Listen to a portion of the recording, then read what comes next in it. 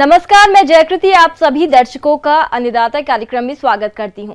किसान हमारे देश के अन्नदाता हैं और वे ही हमारे देश के भाग्य विधाता हैं।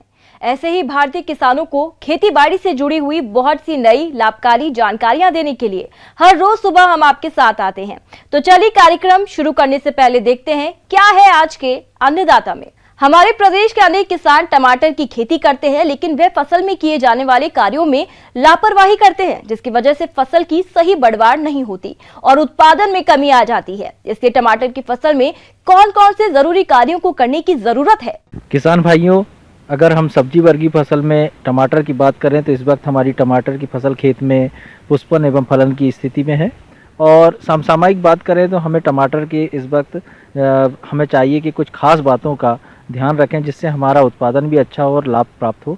तो सबसे पहले बात आती है कि हम खेत का जब भी जाते हैं निरीक्षण करें, और अगर कहीं खेत पे बहुत ज़्यादा खरपतवार या बहुत ज़्यादा समस्या दिखाई दे रही है तो खरपतवारों की निदाई गुड़ाई करके खेत की अच्छी तरीके से सफाई करें। किसान भाइयों, टमाटर की फसल का उचित विकास हो इसके लिए फसल में सिंचाई करना जरूरी होता है। तो आप कैसे करें इस कार्य को, इसकी जानकारी कुछ इस प्रकार से है। समय समय पर पानी की सिंचाई अति महत्वपूर्ण है। पानी की सिंचाई जब भी आप देखते हैं खेत में अगर नमी की कमी दिखाई दे रही है तो आपके जो पुष्प हैं वो कम आएंगे, और अगर पुष्प कम आएंगे तो फल भी कम आएंगे। तो ऐसे समय में आपको चाहिए कि पौधों का वानस्पतिक वृद्धि अच्छी हो, फूल अच्छे आएँ और फल भी अच्छे प्राप्त हों। तो समय समय पर पानी की सिंचाई आपको करते रहना है। 10 से 15 दिन के अंतराल में पानी की सिंचाई करें, लेकिन इस बात का ध्यान रखें कि बहुत ज़्यादा मात्रा में पानी भी आपके टमाटर के खेत में ना हो। किसान भाइयों, टमाटर की फसल से अधिक उत्पादन लेने के लिए फसल को कीटों के प्रकोप से बचाना जरूरी होता है। तो आप टमाटर में लगने वाले कीटों का नियंत्रण कैसे करें, आइए जानते हैं।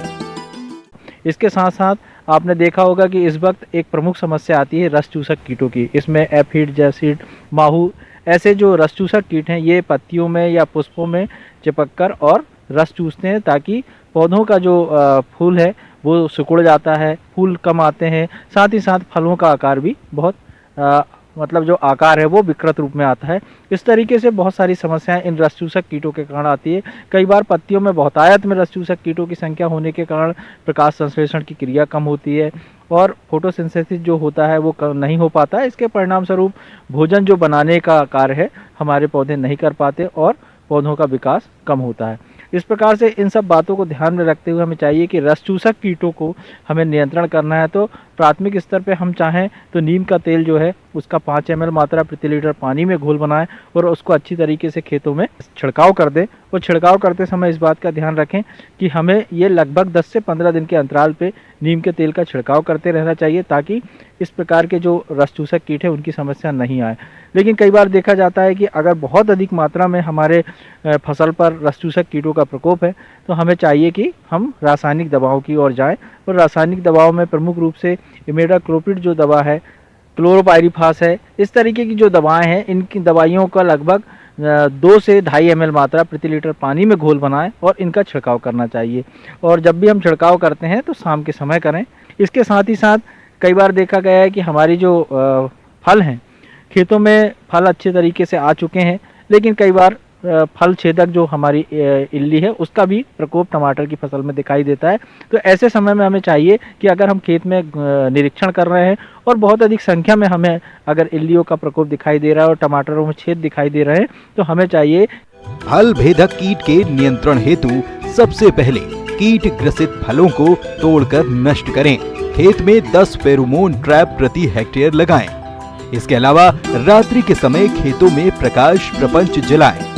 कीट के रासायनिक नियंत्रण के लिए इंडोक्साकार्ब दवा 1 मिलीलीटर प्रति लीटर पानी के हिसाब से घोल बनाकर छिड़काव करने पर इस कीट का नियंत्रण हो सकता है। किसान भाइयों, टमाटर की फसल में हमने कई बार देखा है कि बहुत सारी पत्तियां गुच्छे के रूप में निकल जाती हैं। एक वायरस जनित रोग है और इस बीमारी में ये देखा गया है कि इसका जो प्रकोप है वायरस के कारण होता है और इसका फैलाव सफ़ेद मक्खी के माध्यम से होता है। और सफ़ेद मक्खी के माध्यम से विभिन्न पौधों में बैठती हैं और इसके माध्यम से ये वायरस रोग फैलता जाता है। ऐसे अगर पौधे हमारे खेत में दिखाई देते हैं उनको भूमि से निकालें और अच्छी तरीके से उनको किसी चीज़ में रखकर खेत के बाहर ले जाएं और उनको नष्ट कर दें ताकि उनका फैलाव और अधिक पौधों पे ना हो पाए। तो इसकी रोकथाम के लिए भी हमें चाहिए कि इमिडाक्लोपिड जो दवा है पानी में घोल बनाकर और अच्छी तरीके से इसका छिड़काव करें ताकि जो हमारा वायरस जनित रोग है उसको सफ़ेद मक्खी का अगर नियंत्रण होगा तो ये रोग का प्रकोप कम होगा। अगर हम बीमारियों की बात करते हैं तो प्रमुख रूप से बीमारियों में हमने देखा है कि इसमें ब्लाइट जो समस्या है या ब्लाइट की जो हम कहते हैं कि पत्तियों में धीरे धीरे काले पड़ना या धब्बे पड़ना, इसके कारण पत्तियां धीरे धीरे सूखने सकती हैं और एक तरफ से मुरझाना शुरू कर देती हैं और पूरी पत्तियां धीरे धीरे सूखती हैं और पौधे में इसका प्रकोप दिखाई देता है और बहुत अधिक हमारे किसान भाइयों को नुकसान होता है। तो ऐसे फफूंद जनित जो रोग हैं इनकी रोकथाम के लिए हम मैनकोजेब या बावेस्टिन ऐसी जो दवाएं हैं इनका इस्तेमाल करें। मैनकोजेब की लगभग 2 ग्राम मात्रा प्रति लीटर पानी में घोल बनाकर उसका अच्छी तरीके से अगर छिड़काव करें तो जो हमारी पत्ता धब्बे वाली जो बीमारी है उसकी रोकथाम हो सकती है। एक विशेष बात किसान भाई हमेशा ध्यान रखें, जब भी आप बाज़ार में टमाटर को ले जा रहे हैं तो उसको पहले तुड़ाई कर लें, उसके बाद ही उस खेत में फसलों पर किसी भी रासायनिक दवा का छिड़काव करें। किसान भाइयों, अभी तक आपने खेती से जुड़ी हुई कुछ उपयोगी जानकारियां देखी। अब लेते हैं एक छोटा सा ब्रेक, जल्द ही लौटेंगे और कार्यक्रम में आगे भी हैं खेतीबाड़ी से जुड़ी महत्वपूर्ण जानकारियां, तो बने रहिए हमारे साथ। ब्रेक के बाद आप सभी दर्शकों का अन्नदाता में स्वागत है। चलिए अब रुक करते हैं अगली कड़ी की ओर। फूलों में अगर गुलदाउदी की बात करें तो ये एक बहुत सुंदर दिखने वाला फूल है। इसका प्रयोग माला बनाने के लिए, खुले फूलों के लिए, गुलदस्तों और घर की शोभा बढ़ाने में किया जाता है। अगर इसकी खेती आप करना चाहते हैं तो कुछ तकनीकी बातों को अमल में लाकर ये खेती कर सकते हैं, जिस पर चर्चा कर रहे हैं डॉक्टर KS तोमर। आप ये फूल की खेती बड़े आराम से कर सकते हैं और अपना यहाँ का प्रदेश का जो मौसम है वो बहुत ही उपयुक्त है, ये विशेष तौर से इस फूल के लिए। किसान भाइयों, सबसे पहले बात करते हैं गुलदाउदी की उन्नत किस्मों के बारे में। तो इसकी मुख्यतः 3 तरह की किस्में होती हैं: स्प्रे किस्में, स्टैंडर्ड किस्में और गमले में उगाई जाने वाली किस्में। स्प्रे किस्मों में सफेद रंग की super white marble, white spider किस्में होती हैं।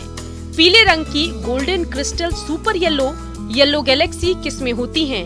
गुलाबी रंग की blue chip, spring time, pink marble किस्में होती हैं। लाल रंग की red galaxy, red nero, red tuneful किस्में होती हैं। इसी तरह स्टैंडर्ड किस्मों में सफेद रंग की पॉलिश व्हाइट, स्नोबॉल प्रीमियर किस्में होती हैं। पीले रंग की राइवलरी, चंद्रमा, मेलोडी लेन किस्में होती हैं। गुलाबी रंग की pink champagne, pink cloud, pink Turner किस्में होती हैं। लाल रंग की रेड एने, क्रिम्सन एने, द ड्रैगन किस्में होती हैं। और यदि हमारे किसान भाई गमले में गुलदाउदी फूलों को उगाना चाहते हैं तो वह गमले में उगाई जाने वाली किस्मों में सफेद रंग की माउंटेन स्नो क्रिस्टल, व्हाइट एने किस्मों को लगा सकते हैं। पीले रंग में golden crystal, mountain peak, pride किस्मों को लगा सकते हैं। गुलाबी रंग में always pink, royal trophy, maritime किस्मों को लगा सकते हैं। लाल रंग में क्रिम्सन एने, रेड टॉर्च, वर्किंग स्कारलेट किस्मों को लगा सकते हैं। इस तरह किसान भाई आप इन किस्मों का चयन करके अच्छी क्वालिटी के फूलों का उत्पादन कर सकते हैं। तो हम इसको करने के लिए क्या होता है, बहुत ही आसान क्रॉप है ये। और आप देख रहे हैं फूल में यहाँ पे हम इसको कटिंग से जनरली तैयार करते हैं।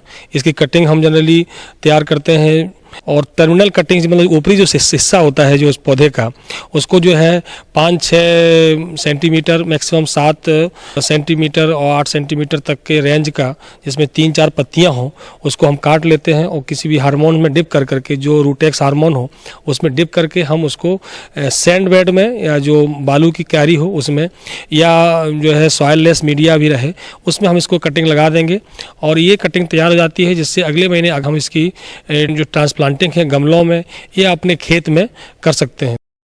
किसान भाइयों, रोपाई से पूर्व आप खेत की तैयारी के समय DAP की 350 किलोग्राम मात्रा और MOP की 135 किलोग्राम मात्रा का प्रयोग करें। इसके अतिरिक्त यूरिया की 100-110 किलोग्राम मात्रा का प्रयोग खड़ी फसल में 2 से 3 बार में करें।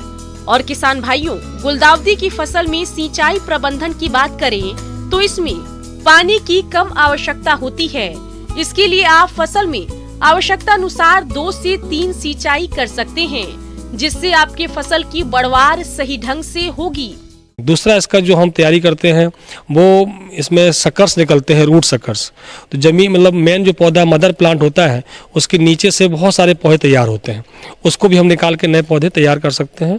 तो इस तरह से हम इसको, हमें बहुत ज़्यादा खरीदना नहीं पड़ता। एक बार हम यदि पौधे खरीदेंगे तो दोबारा हमको फिर खरीदने की जरूरत नहीं पड़ती, हमारा प्लांटिंग मटेरियल खुद ही तैयार हो जाता है। इसके बाद हम इसको क्या करते हैं कि जो है पौधों को लगाने के बाद कुछ समय तक हमको फिर इसकी पिंचिंग करनी पड़ती है, क्योंकि साइड की जो ब्रांचेज हैं, साइड की जो शाखाएं होती हैं, उनको हमको इनकरेज करना पड़ता है। क्योंकि यदि हमारे 2 तरह की इसमें वैरायटी होती हैं, जो तरह की मैंने देखा जो गुलदाउदी में जो आमतौर पर किसान भाइयों ने, एक तो होता है स्टैंडर्ड, एक होता है स्प्रे। स्टैंडर्ड जो गुलदाउदी है उसमें क्या है कि हमको मेन एक फूल लेना होता है एक ही ब्रांच, मेन ब्रांच में, तो साइड की हम ब्रांचेस को डिसबडिंग करते रहते हैं, जिसको साइड की जितनी भी कलिकाएं होती उसको हम छांटते रहते हैं। लेकिन यदि हमको बहुत सारे पौधे फूल चाहिए तो स्प्रे टाइप की हम गुलदाउदी को यूज करते हैं। उसमें क्या करते हैं, हम पिंचिंग करते हैं, ऊपर की टिप वाली जो पोर्शन है, टर्मिनल पोर्शन, उसको हटा देते हैं, जिससे कि यदि साइड की ब्रांचेस को हम इनकरेज करेंगे तो हमें बहुत सारे फूल मिलते हैं। और इस तरह से हम इनको थोड़ा सा केयर करते हैं। कुछ वैरायटी ऐसी हैं जो हम गमलों में लगाते हैं, जिसको हम no pinch no stock type की वैरायटी बोलते हैं, उनको भी हम इसमें यूज़ कर सकते हैं। उसमें क्या करना पड़ता है हमको कि कोई भी पिंचिंग नहीं करनी, कोई स्टैकिंग नहीं करनी, वो अब उनका ग्रोथ ही ज़्यादा लंबी नहीं होती। तो वो वैरायटी भी, बहुत सारी वैरायटी निकाली गई हैं NBRI लखनऊ की तरफ से, IHR बेंगलोर की तरफ से, तो वो वैरायटी को भी हम लगा सकते हैं। वैरायटी को लगाने के बाद हमने प्लांटिंग कर दिया। ट्रांसप्लांटिंग करने के बाद फिर क्या होता है, जब पौधा बड़ा होता है तो हमें स्टॉकिंग करनी पड़ती। जो आप देख रहे हैं हम फोटो में कि जो है इसकी चारों तरफ से हमें 3-4 लकड़ियां लगानी पड़ती हैं। गमले में भी हम लगा रहे हैं, क्योंकि इसका गुलदाउदी का जो पौधा है मेन तना बड़ा कमज़ोर होता है, फूल का जो वजन झेल नहीं पाता, तो ये गिरने का डर रहता है। तो आसपास से हम इसको लगा के और हम इसमें जो है धागे से, सुतली से बांधते हैं, जिससे पौधा बना रहे, सदा रहे। और इस तरह से हम इसको स्टैकिंग बोलते हैं। तो ये हमें इसमें करनी पड़ती है मेन ऑपरेशन। इसके बाद गुलदाउदी में जो है आप देखेंगे थोड़ा सा, यदि हम अलग अलग समय पे गुलदाउदी को लेना चाहें, ये ऐसी क्रॉप है जो उसको अंग्रेजी में शॉर्ट डे प्लांट कहते हैं, क्योंकि इसको जो है फूलों को लाने के समय इसको लाइट की रिक्वायरमेंट कम होती है, मतलब जो है अंधेरा जो है ज़्यादा चाहिए। इसलिए क्या करते हैं कि यदि हम चाहें तो साल में कई समय तक भी हम जो है फूल ले सकते हैं गुलदाउदी से, यदि हम थोड़ा सा लाइट को मैनिपुलेशन करें। तो मैनिपुलेशन करने का मतलब है कि यदि हम पॉली हाउस में ग्रो करते हैं, पॉली हाउस में ग्रो करते समय हम यदि इसमें जो है ब्लैकनिंग करें, ब्लैक पॉलीथीन या ब्लैक सैटिन क्लॉथ कपड़ा जो है वो डाल दें शाम को 5 बजे से लेके सुबह अर्ली मॉर्निंग तक, तो लाइट की जो समय सीमा है इसको हम कम कर दें, अंधेरा ज़्यादा बढ़ा देंगे, तो क्या होता है कि हम बहुत पहले भी, मान लीजिए इसका जो उपयुक्त समय है वो फूल ले सकते हैं एडवांस में, तो मार्केट से अच्छा रेट हम प्राप्त कर सकते हैं। और नहीं तो हम थोड़ा सा और डिले करते हैं तो कुछ वैरायटी निकली हैं जो जनवरी के बाद फरवरी, मार्च और अप्रैल, मई तक जो है फूल हमको देती रहती हैं। गर्मियों के महीने में भी जो NBRI ने अलग अलग समय पे वैरायटी को पूरा साल भर के उन्होंने एक कैलेंडर के हिसाब से वैरायटी विकसित की हैं अलग अलग ब्रीडिंग माध्यम से, तो किसान भाई उसका भी उपयोग कर सकते हैं वैरायटी लगा करके, जिससे क्या है कि मार्केट में अच्छा रेट हमको मिलता है। ये किलो के हिसाब से बिकता है और कट फ्लावर के हिसाब से बिकता है। आगे और भी हैं खेती बाड़ी से जुड़ी हुई बहुत सी रोचक जानकारियां, पर यहाँ पर रुकेंगे एक और ब्रेक के लिए, जल्द हाजिर होते हैं। ब्रेक के बाद एक बार फिर से आप सभी दर्शकों का अन्नदाता कार्यक्रम में स्वागत है। बढ़ते हैं अगली प्रस्तुति की ओर। अन्नदाता हेल्पलाइन निशुल्क फोन संपर्क सेवा के माध्यम से आपके द्वारा पूछे गए प्रश्नों में से 1 या 2 महत्वपूर्ण प्रश्न को हम अपने कार्यक्रम में शामिल करते हैं। इसी के तहत आज का चयनित प्रश्न और उसका जवाब इस प्रकार है।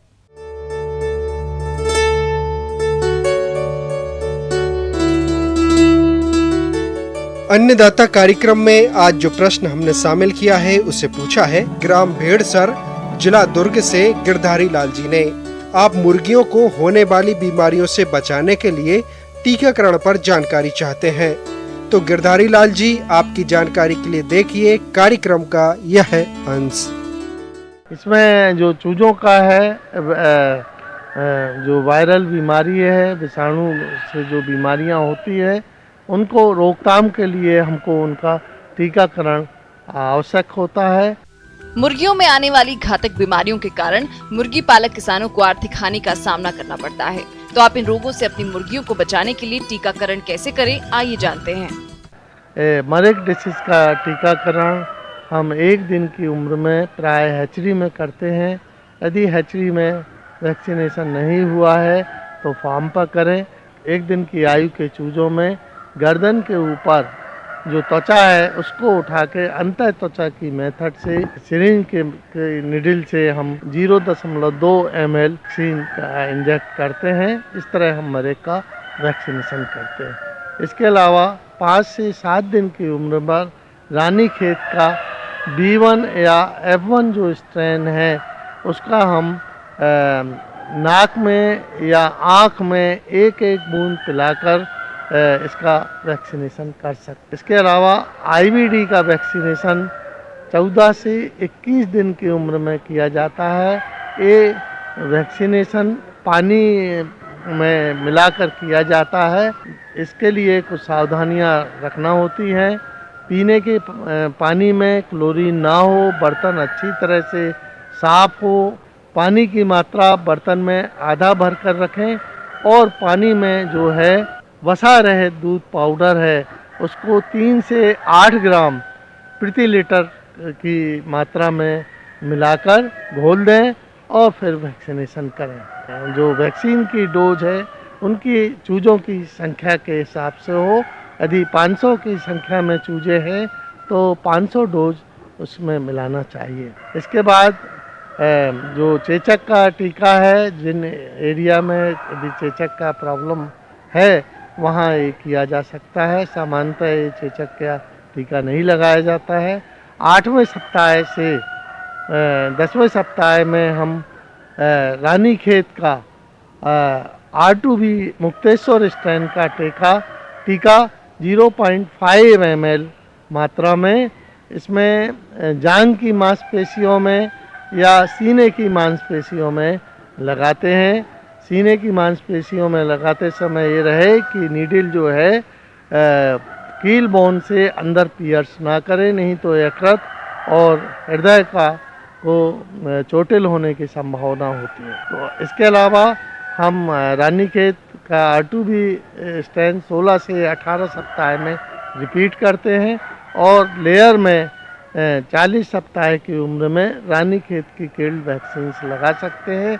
इसके अलावा बहुत से किसान 8 सप्ताह के बाद हर दूसरे से चौथे महीने में लसोटा जो स्ट्रेन है, जो कि पहले हमने चौथे सप्ताह में पानी में मिला के पिलाया गया है, उसको फिर से रिपीट कर सकते हैं। किसान भाइयों, मुर्गियों में टीकाकरण करते समय कौन कौन सी सावधानियां रखनी चाहिए, इसकी समस्त जानकारी कुछ इस प्रकार से है।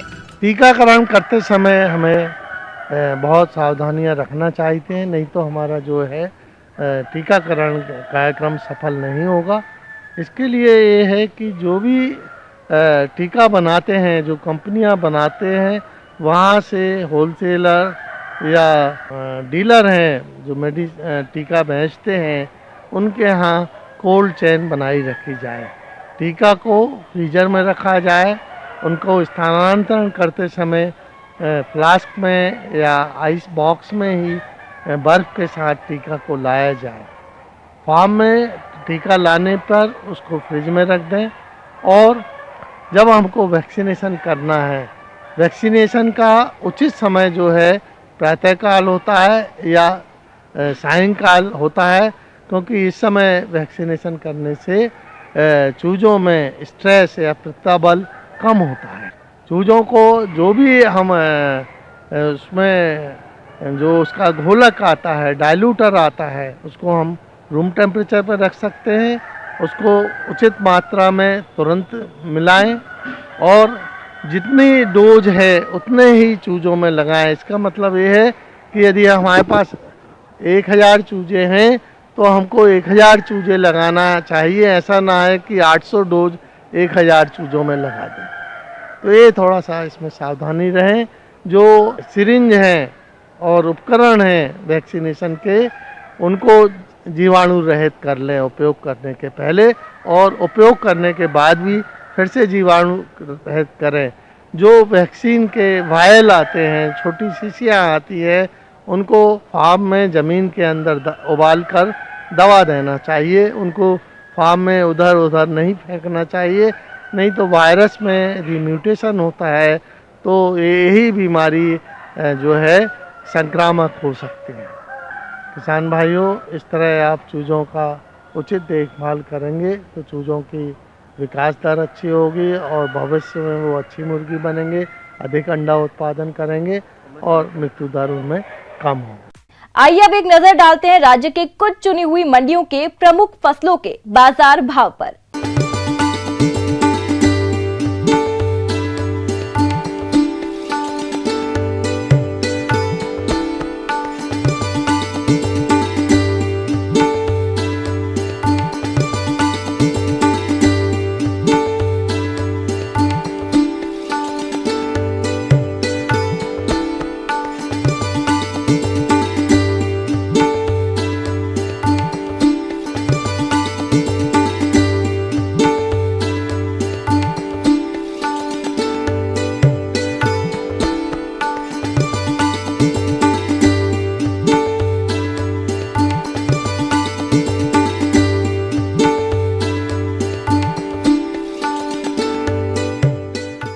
अब आइए देखते हैं कल दिखाए जाने वाले कार्यक्रम की मुख्य झलकियां।